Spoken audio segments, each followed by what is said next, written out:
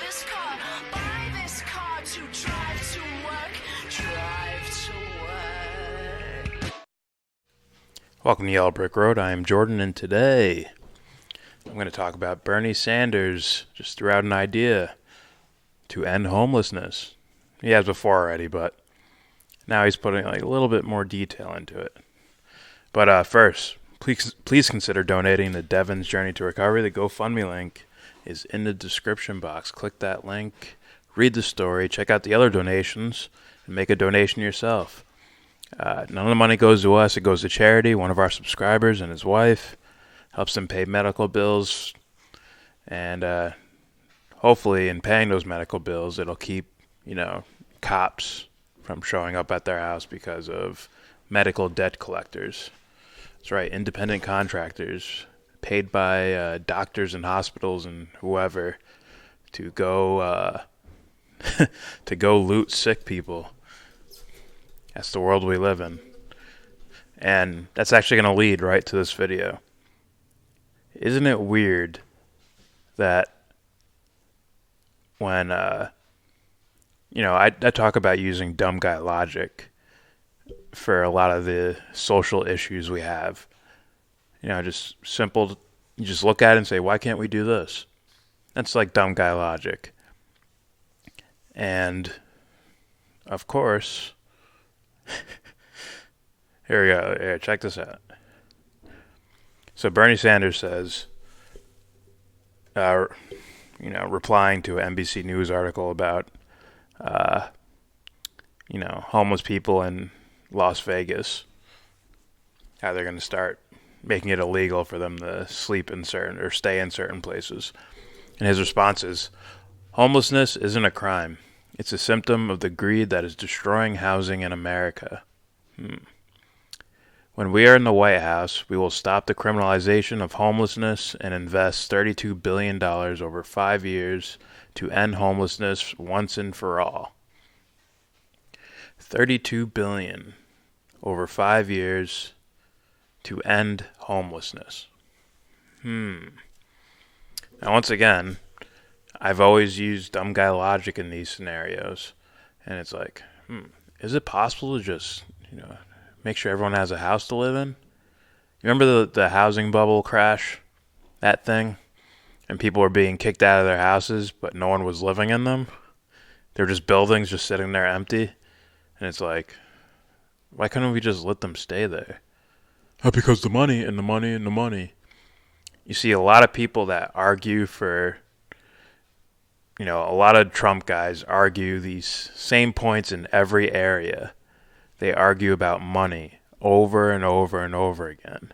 We can't economically do that. And it's like, guys, I think you've been kind of brainwashed into thinking such things. Maybe it makes you feel smart or something like that, but I think you've been mind controlled to think you go to money first, then you go to the issue. So, if there's, a million apple trees, or whatever, every house has an apple tree next to it, they'll say, it's not economically feasible to feed everyone in the country, We can't just feed everyone, that costs money. It's like, no, it costs food to do that.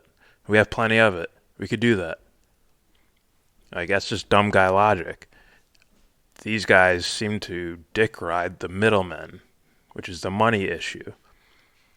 But what's funny with these scenarios is when it actually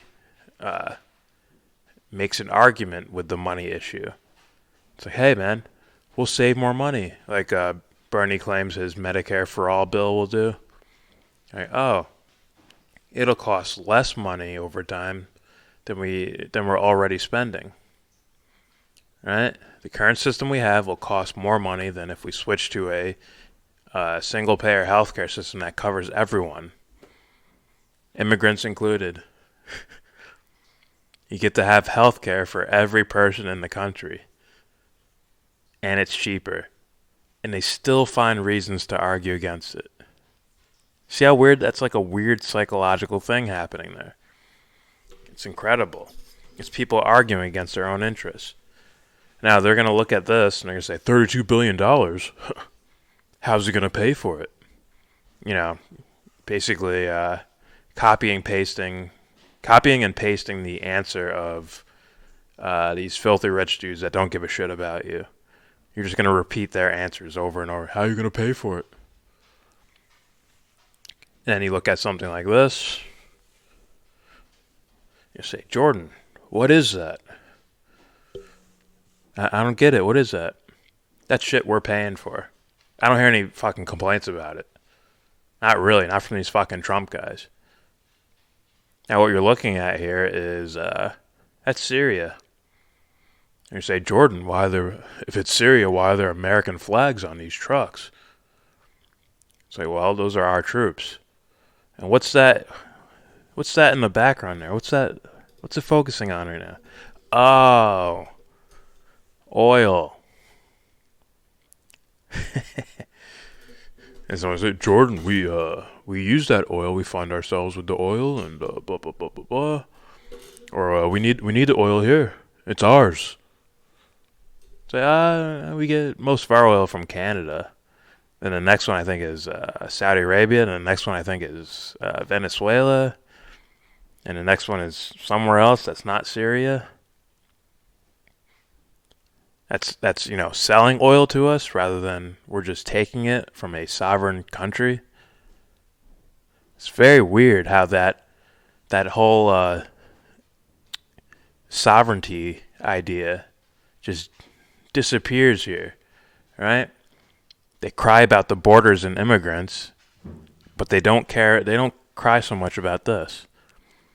Us paying money to set up oil refineries, whatever it's called, and it's probably mainly benefiting someone like Israel or Jordan. Not me, Jordan, but the country. Or maybe even the Kurds to some degree. But they'll have to go there and defend it as well. Very, very weird, right? They never bring these arguments up when they cry about how do we pay for these things.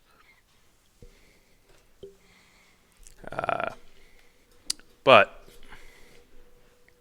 if they want to complain about how we're going to pay for these things, they might want to consider this too. I'm just going to read off a little paragraph here from this article. It reads, sitting in a vacant studio apartment on the second floor of one of the complexes, Brenner, who is I guess he's like a chairman or a director for UnitedHealth, for the UnitedHealth group, the private health insurer. Brenner shows me data on a patient named Steve, a 54-year-old with multiple sclerosis, cerebral palsy, heart disease, and diabetes. He was homeless before UnitedHealth got him into an apartment. Private insurance group getting him into an apartment. Why would they do that? They're about health coverage, not homelessness. Why would they do this? It says, in the 12 months prior to moving in, Steve went to the ER 81 times, spent 17 days hospitalized, and had medical costs on average of $12,945 per month. That's almost $13,000 a month on one person. It says, in the 9 months since he got a roof over his head and health coaching from Brenner's team, Steve's average monthly medical expenses have dropped more than 80% to $2,073. Wow, that's like what is that, like an $11,000 difference? Almost.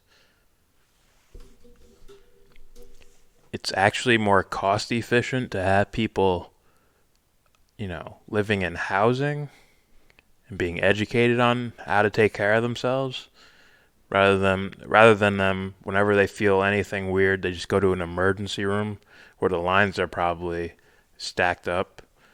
You might even, lower wait times in ERs if you have people just, instead of going there for food or somewhere to sleep or a bed to sleep in or whatnot, instead of them, they just have their own place to stay. And we can, what I would go to, my go-to would be, like, wouldn't it be cool if everyone had a place to stay at? Like, you're guaranteed somewhere to stay. No one left out. Just like healthcare. Like, you're sick, you get taken care of. No one left out. Why is that a fucking problem for you people? Seriously. So yeah, that is a private insurance company trying to save money, so they start housing people. Incredible. Incredible.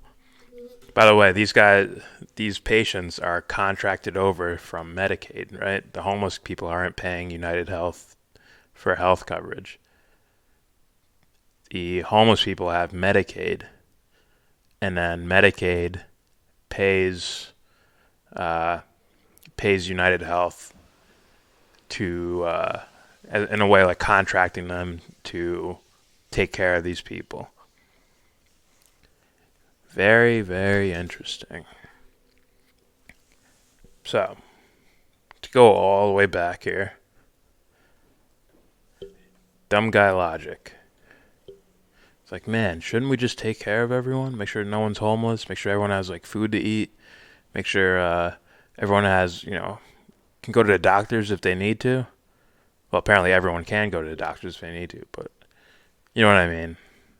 Like, they should be willing to accept anyone to take care of them. Come to find out, that's the most economically feasible. And once again, Trump fans are going to tell me, no, my taxes. Here's your taxes right there. There's your taxes in the Middle East, chilling right there, guarding oil. That's not the United States oil. It's not theirs. And the other costs, like the life costs of doing shit like this, where we're probably creating, we're creating, more ISIS members or Al Qaeda members or people who are just fed up with seeing tankers with U.S. flags coming from them all the way out in their homeland. What the fuck, man? What the freak? We just show up with giant flags on the back of like Humvees. Yep, it's ours now. You telling me we basically created ISIS and Al Qaeda. Syria's trying to fight those forces. We fund those guys that fight Syria, these moderate rebels and white helmets and those types. We fund them to fight Syria. And while they're doing that, we step in and, basically annex parts of northern Syria and say, this is ours. And when our anti-interventionist president, Donald Trump, says, we're getting our troops out of there, he meant move them over here.